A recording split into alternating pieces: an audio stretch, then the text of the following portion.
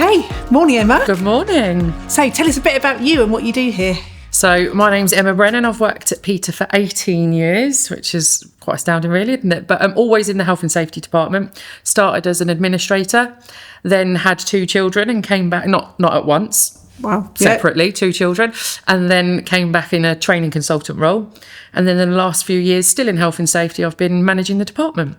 Great. So what's really important for the compliance team and the health and safety team then in the current world? It's shifting massively. It's hugely shifting, and I think that presents a challenge in itself. So when people think about health and safety, they always think about hard hats, high vis, those kind of things. That's all still really important, but the world is changing to a point where we're looking at digital stuff, technology, robotics, automation. The risks are very much still there. They're just different. So we still need to do what we do. We still need to be the expert. We still need to know what we're talking about and be able to apply that to varying industries. But we have to change how we're working to understand how those things impact businesses now. So with robotics, cobotics, how's that working in industry then? What have you heard from the businesses we work with? It's still somewhat of an unknown. It's in its infancy, but some of the stuff that I've been hearing about and reading about is that it is making things much more efficient in terms of time, which is wonderful. One article I was reading was about robotic forklift trucks. So taking out the operator, you no longer need somebody sat on the forklift truck to operate it. It can go and do its own thing, which is wonderful, and it improved efficiency by 3 times, and they can lift 6 times more and so on and so forth, which is all great. But that's pretty epic in terms of its movement and how we interact with it. So the risks as was for forklift truck are still very much there, but slightly different. So they're going to be people programming, maintenance and so on. And things can go wrong much quicker with technology enhanced equipment as opposed to a person operating it. So how we navigate that is really challenging. And so do you think that increases the risk, reduces the risk? I think the risk is comparable but different. Yeah. I think the consequences are still as vast, but the likelihood of it happening is maybe less. But the time it will take for it to happen is much quicker. So that might balance things out a little bit. And, people are still going to be needed, but they're going to need to know different things to mitigate the risks presented by this. So human factors are still a massive part of human health and safety. Hugely. The robotics are great. What they can do is fantastic. We still need somebody to program them and understand them, understand the task at hand, maintain them, know what to do when things go wrong, and that's a split second. A lot of things that go wrong and a lot of risks you can foresee, but in a technology enhanced environment, that is at a split second, and you need people that are going to be able to understand that, to engineer the controls in at the front end so that it doesn't need to come down to that split second decision. I'm really interested between the practical application of health and safety and the paperwork. So is that going to disappear? Do we think the paperwork, the risk assessments behind all of this? I don't think it's ever going to disappear. We still need to be able to track what we're doing and build on what we're doing and so on. But it might be that the technology enhances that and makes it easier for us to do so. Maybe physical paperwork is probably going to be out the door. But in terms of tracking everything, we still need to have that data to improve on and make sure that we're doing what we need to do. So I don't think that'll ever go. And what about culture then? So there's the practical components of working in business. So tell me a little bit more about the practical and how that works. Culture's huge, and it can have such a positive or negative impact on workplaces. And with relation to health and safety, it has to have buy-in from the top.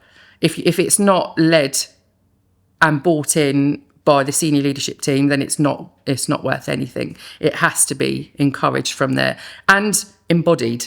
They have to live by it.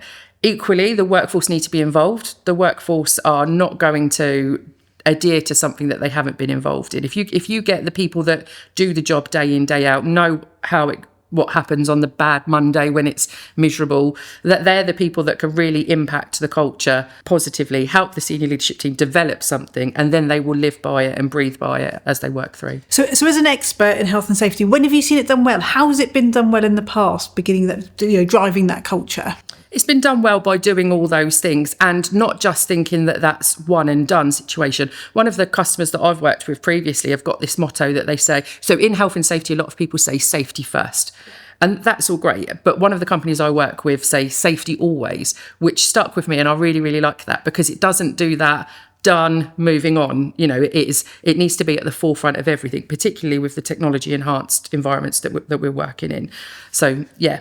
Let's hear a bit about what's going on in business now. How are businesses really adapting? How are they working with health and safety and compliance? I think businesses are starting to understand that health and safety is not this big red tape that it used to be. And there are so many myths out there around health and safety.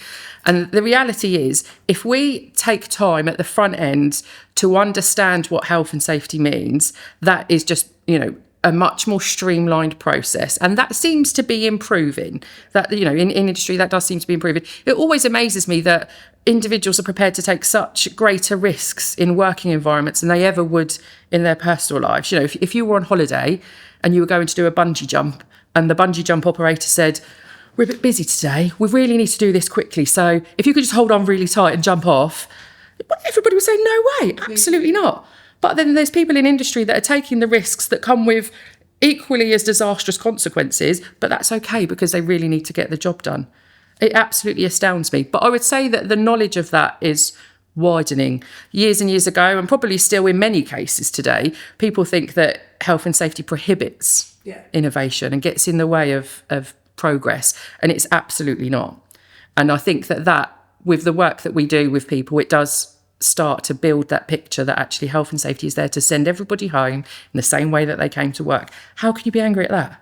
So in your view, what should businesses be doing now to stay ahead? So with the evolution of technology and robotics and automation and all those things, we really need to be widening our knowledge of those areas, because if we want to put health and safety at the forefront, hopefully, in order to do that, we need to understand what that means for businesses. So what they should be doing is looking at the future of their business. Where is it likely to go with this technology-enabled industry?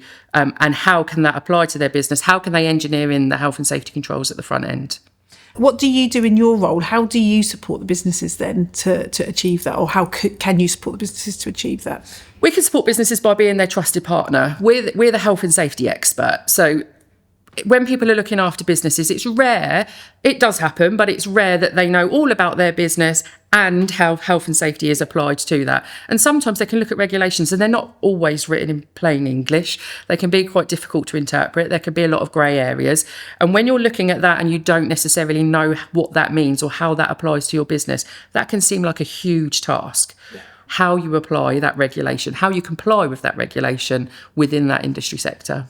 Automation then and AI, we still need a human element in risk assessments and back office paperwork. Absolutely, we do. We've probably all jumped on ChatGPT or another AI platform and asked it a question, and it can be hugely helpful. But we've probably also experienced when something comes back and you think, oh, well, that's not quite right. It gives you a good start point, but you still need to build upon. And I'm certain that that's the way it will still continue to go. It will save us time. Fantastic. But it will always need that human intervention for the input and to sensibility check the output. And just like with programming and so on, we're still going to need people to tell the AI what to do and understand it and manipulate it and change it so that it gives us the desired outcome. I think we're going to be required to do different things though. One of the customers that we previously worked with, unfortunately, was on the receiving end of a couple of improvement notices from the HSE, which is not a pleasant situation to be in. They were in a position where they didn't know what they needed to do in order to, one, mitigate the situation of that improvement notice and then apply that so that moving forward, they don't receive any more. And it felt like a huge task. They just really couldn't see the wood for the trees. And the things that they were thinking about applying were much greater than actually needed to be applied. So we partnered with them and we looked through and supported them. And actually what they needed to do was minimal in comparison to what they were expecting. And that was a real turning point for them because in terms of their understanding of health and safety and how it can be applied to the business. The regulations tell us what we must do and how we must comply, but there are other ways that we can do that, and there are pragmatic approaches that we look and apply different principles to the organisation and say, we can mitigate this risk by doing X, Y, and Z. And that can still enable the organisations to go ahead and function in a profitable way without having to do this huge change just to meet the needs of that improvement notice. And so given that, do you believe that there is the business now has to change or review all of its health and safety to be current? How do they keep up?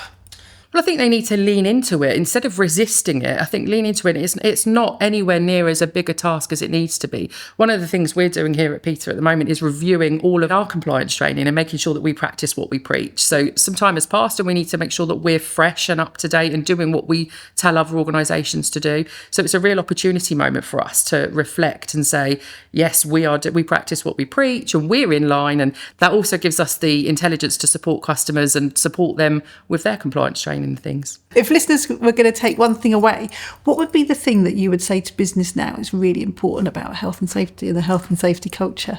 You don't need to know everything about health and safety. There are people that can support you with that, and we're one of them. But lean into health and safety and think about it in a proactive and holistic way, rather than thinking about it reactively and it becoming a much bigger problem. If you tackle it at front end and safety always, then it'll be a much easier solution.